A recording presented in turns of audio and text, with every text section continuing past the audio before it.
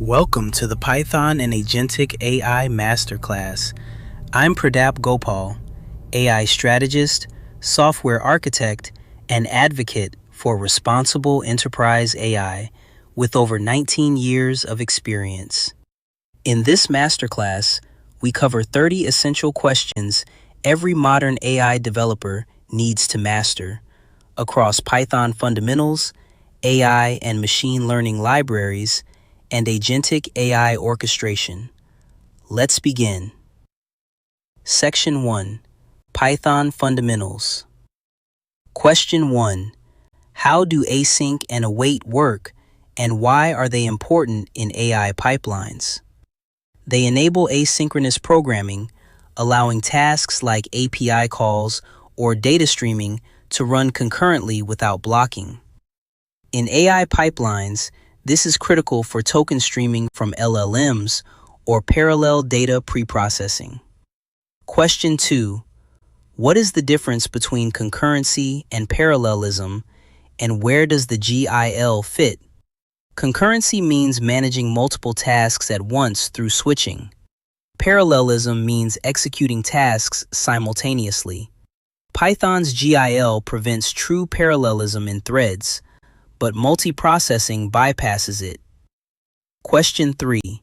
Explain Python generators and how they save memory in ML pipelines. Generators yield items one at a time instead of storing them all in memory.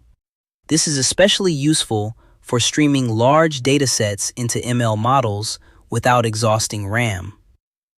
Question 4. What are type hints and how do they help in AI code bases? Type hints improve readability, catch errors early, and integrate with tools like MyPy for large AI projects. Question 5. What is the difference between deep copy and shallow copy in Python? A shallow copy duplicates references. A deep copy duplicates objects recursively. In ML, shallow copies can cause bugs when modifying shared data structures. Question 6. How do you manage dependencies for reproducible AI projects? Use requirements.txt, pipenv, or poetry. For ML, Docker or Conda environments ensure reproducibility across systems. Question 7. How do decorators work, and how are they used in ML frameworks? Decorators wrap functions to add behavior. A key example is torch.noGradle, which disables gradient tracking during inference for faster, memory-efficient evaluation. Question 8. Explain context managers and the with statement and their role in resource handling. Context managers manage resources automatically, opening and closing files, sessions, and connections.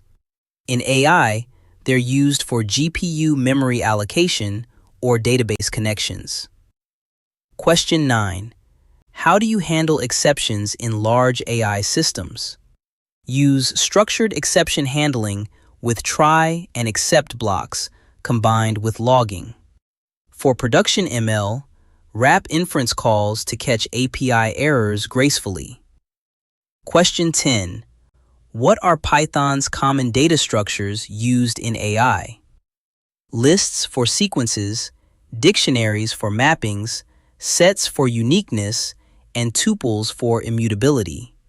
These are often combined with NumPy arrays for computational efficiency. Section 2. AI and ML libraries and tools. Question 11. How do you use NumPy for vectorized operations in ML? Vectorization replaces loops with array operations, significantly speeding up matrix multiplications and data preprocessing pipelines.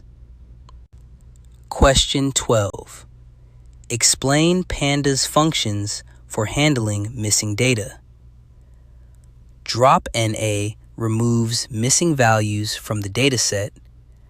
Fill_NA imputes them with specified values or statistics. Both are essential for cleaning datasets before training. Question 13. How do you implement a training loop in PyTorch? The loop iterates over epochs, performs a forward pass, computes the loss, calls loss.bg for backpropagation, steps the optimizer, and zeroes the gradients before the next iteration. Question 14. What is the difference between TensorFlow and PyTorch in production? PyTorch offers dynamic computation graphs, making it easier for research and experimentation. TensorFlow uses static graphs, which provides advantages for deployment with TensorFlow serving. Question 15. How do you use scikit-learn pipelines for pre-processing and training? You combine steps, like a scaler and a classifier, into a pipeline for reproducibility and cleaner code. This ensures pre-processing is applied consistently during both training and inference. Question 16. What is a context window in LLMs and how do you handle overflow? A context window is the maximum number of tokens an LLM can process at once. Overflow is handled through truncation, summarization, or sliding window techniques. Question 17. How do you stream tokens from an LLM API in real time? Use async APIs with streaming enabled. Tokens arrive incrementally, which significantly improves the responsiveness and user experience of chatbots and AI assistants. Question 18.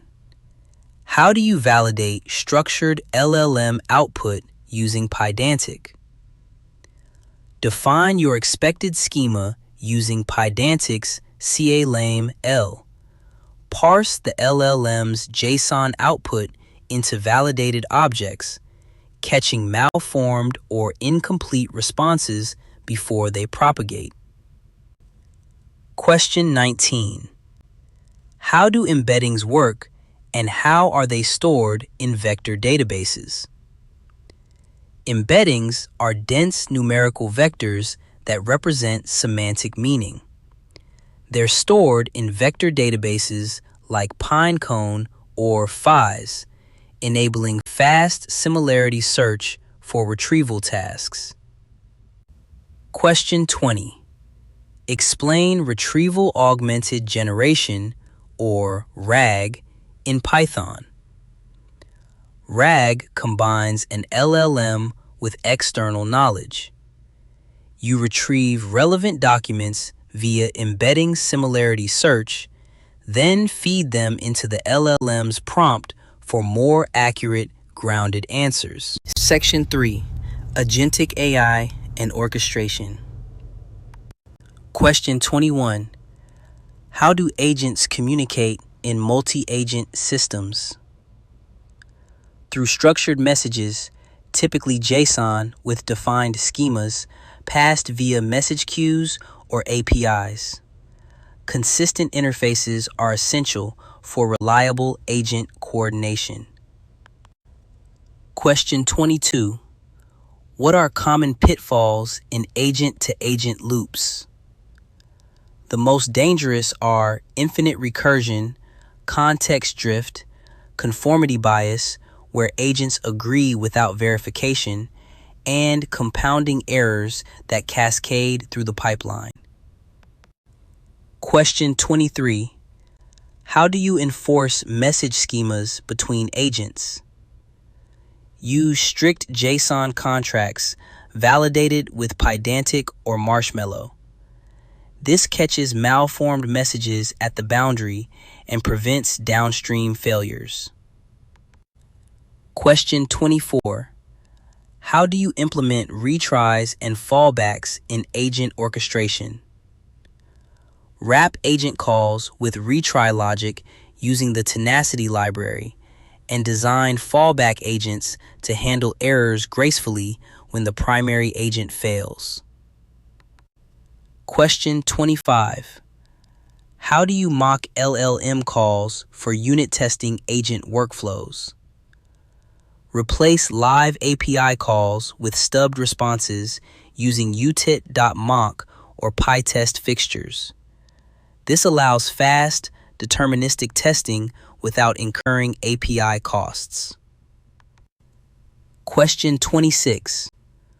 What is the role of verification agents in production pipelines? Verification agents fact-check outputs, validate them against business rules, and prevent hallucinations from propagating. They act as a quality gate between agent steps. Question 27. How do you design guardrails like timeouts and iteration caps in Python? Use explicit counters, asyncio.waitFor for timeout enforcement, or clear done signals to prevent runaway agent loops from consuming resources indefinitely. Question 28. How do you log and monitor agent interactions for debugging? Use structured JSON logging, observability dashboards, and tracing tools like OpenTelemetry to capture the full trace of agent decisions and communications. Question 29. How do you integrate diverse models to reduce monoculture bias? Route tasks to different LLMs or specialized models based on task type, then ensemble or arbitrate the results. Diversity of models reduces systematic blind spots. Question 30. How do you ensure ethical and safe outputs in agentic AI systems? Apply content filters, moderation APIs, and human-in-the-loop review for sensitive tasks. Safety must be designed into the architecture, not bolted on as an afterthought. Thank you for joining this Python and Agentic AI Masterclass. I'm Pradap Gopal. Keep building, keep architecting, and keep innovating responsibly.